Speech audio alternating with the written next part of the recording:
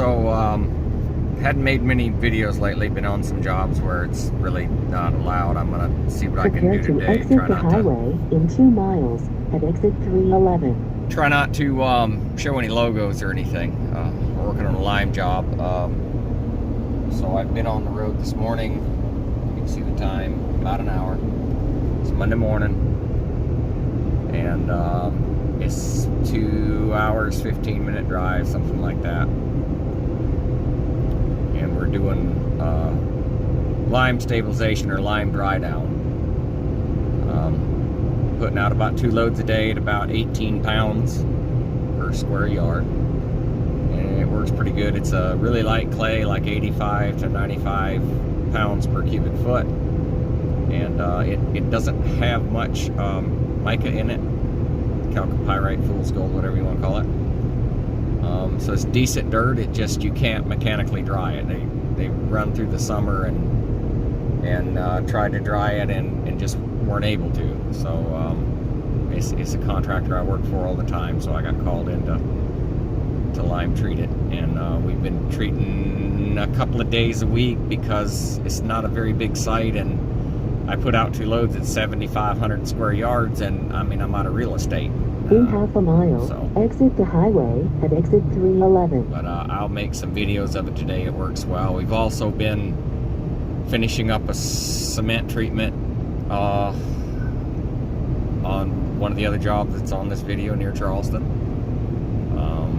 Exit the highway at exit 311. And also other jobs.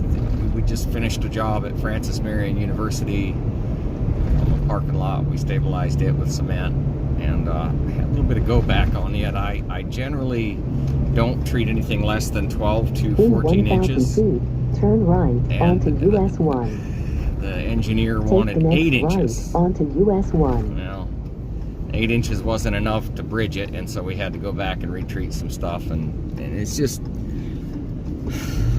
I'm too much of a rule follower at times. I'm too much whatever the engineer wants, I do it, instead of just going with what I know that I know, because I'm always like, well, maybe he knows more than I do. You know, he's an engineer, right? He's got I am smart papers. So, but so far that hasn't really been the case. Every once in a while I get some of that I'm surprised that they say this will work, and I'm like, I don't know if it will, and it will, but the speed limit this is wasn't one of them cases. So hour. anyway, we ended up having to put down some more cement and do some extra labor. Now, I didn't ask for a change or anything. I just ate it. I work off a reputation, so I wanted to make sure that it was, you know, it was done right. It's the university there. They have lots of stuff going on. I want them to call me back. And you know, it's funny. We had 3 sections, and we did 4 loads in the first section, 3 in the second, 3 in the third. And on the first one, I kind of forgot, and I treated it at 12 inches. Well, that was the only section we didn't have any issues with. Bear left onto South US 220 highway. And bear so left, then keep yes, right. yes, dear, yes. Anyway, so they're like, well, what was the difference with that one? I said I treated it 12 inches, and the engineer's like, oh, well, you know, you should have increased your cement dosage, and you should have, it's not going to hold up. And I'm like, well, it's the only section that's holding up, you know, so apparently, right? Anyway, and then they're like, yeah, I guess you're right. But anyway, I guess people call me because I'm supposed to know what I'm doing. Poor suckers. Anyway, and we just, like I love to say, just bumbling through life and business like an idiot, making money by pure ass accident. But anyway, so we got about another hour and a half to go to get to the job. And then I'm usually done by 3:30, 4 o'clock every day, and so that's generally why I drive, because I don't want to go to a motel room and sit there. I mean, I can be home by 6 o'clock, 6:30, and I can leave at, you know, 4:30 in the morning. And anyway, it's just, I don't like being away from home. There's always stuff to do at the house. So I got R.O. Harold bringing me quicklime blend, which is 76 to 78% high calcium lime. It's got a little bit of remnants in it, which is still a quicklime. It's just left over from making pellets. And I get a half a load and I put it out at about 18 pounds and start mixing it while I get the other half. So cement, the trucks will take a full load. Lime, we'd like to split it up because it's less dense. Cement weighs about 95 to 100 pounds a cubic foot, and lime weighs about 60 to 67. So you can't, it's less dense. It's you can't fit the whole thing in the truck. But anyway, this is a light clay and it works really well on it. But they had been suffering out here before I came along trying to mechanically dry this in the summer. The dirt's about 40% moisture, and once it started cooling off, I mean, there was no way. We had to treat it to get done with the job, or you'd never get done. Anyway, it was about 30-something degrees this morning, a little bit cool. Sometimes you put a little bit more lime out when it's like that. Anyway, I'm fixing to, it gets me up there around 30,000 pounds. I'll go ahead and spread. So here we are putting out 18 pounds of quicklime, and I put that out over there and I mix that in. And this 2 loads, I got another load coming this afternoon, cover about 7,000 square yards. So it doesn't take, lime's more expensive, but it doesn't take a whole lot of it to dry the dirt out. But it firms the dirt up a little bit, but not like cement. But it dries better than cement. So it just depends on the soil type.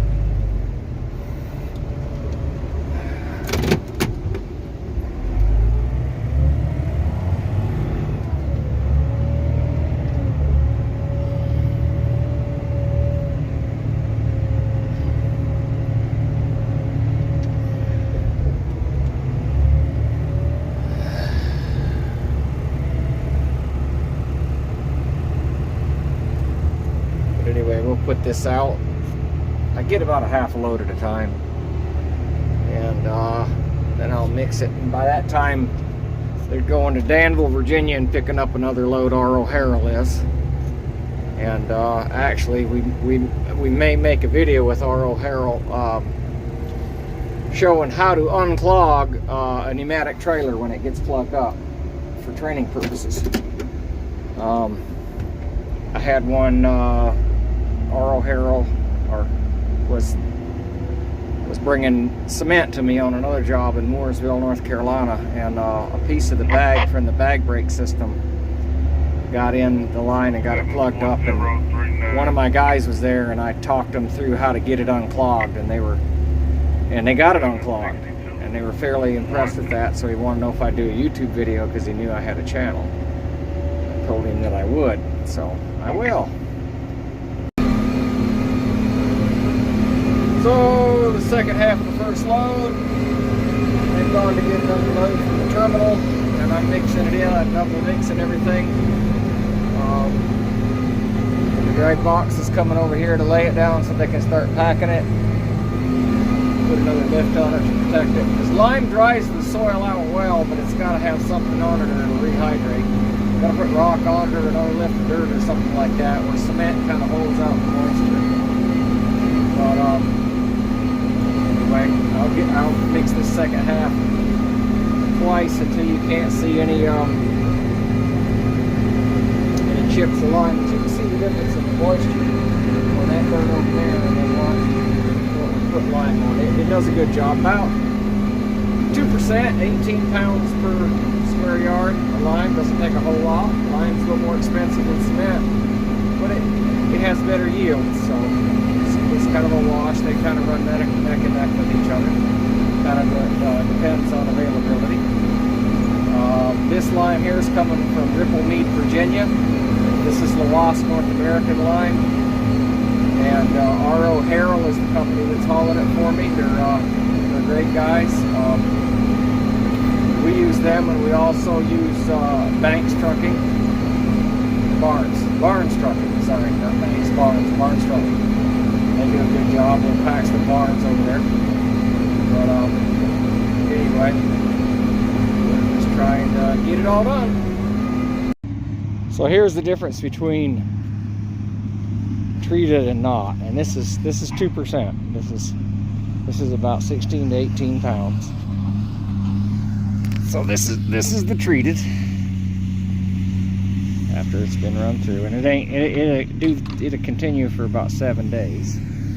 And of course, you know, this is the not treated. I mean, this is just, you know, same dirt, just treated not. And so that's the area that one load will do right there.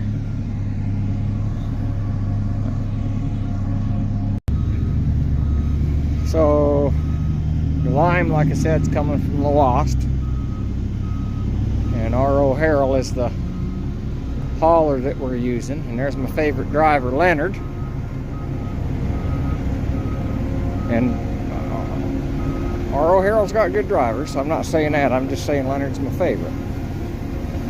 So, but so Tom at R.O. Harrell wants us to make a video about how to unclog a truck when it gets clogged up for training purposes, and I'm going to do that. But I come over here and Leonard had her clogged up, and we got her unclogged. But I didn't make a video, but I will. Alright, so we managed to get her plugged up again. And we're going to get her unplugged.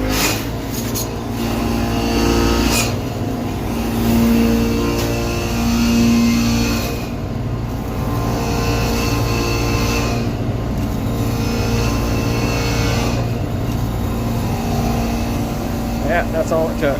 So, what I did here was I vented off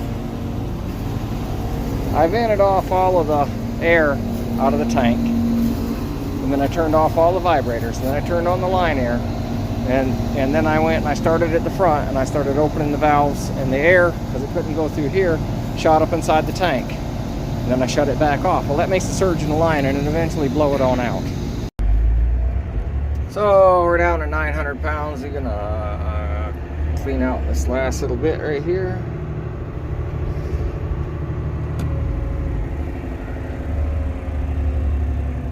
Vibrators. Oh, it's a pretty smooth ride.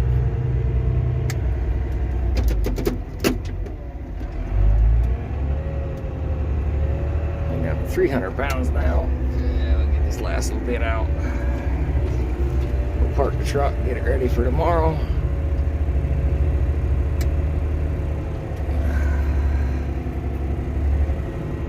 Max for just a second, get the last of it out of there.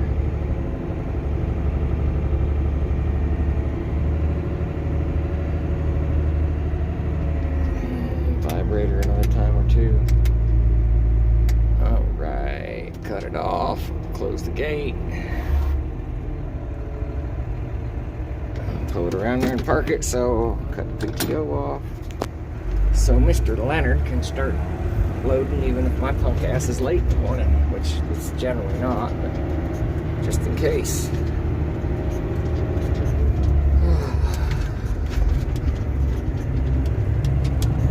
Oh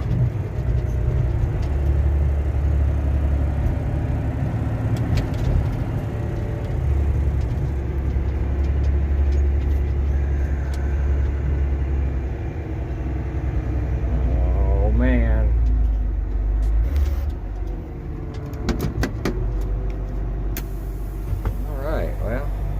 Mix it. So it took a little while to get the second load unloaded. It clogged up in the truck a couple times. So I won't be driving home tonight. I'll be staying up here. I'm almost across my second load the first time, and I usually double mix everything. I mean, I do double mix, not usually. I do, so.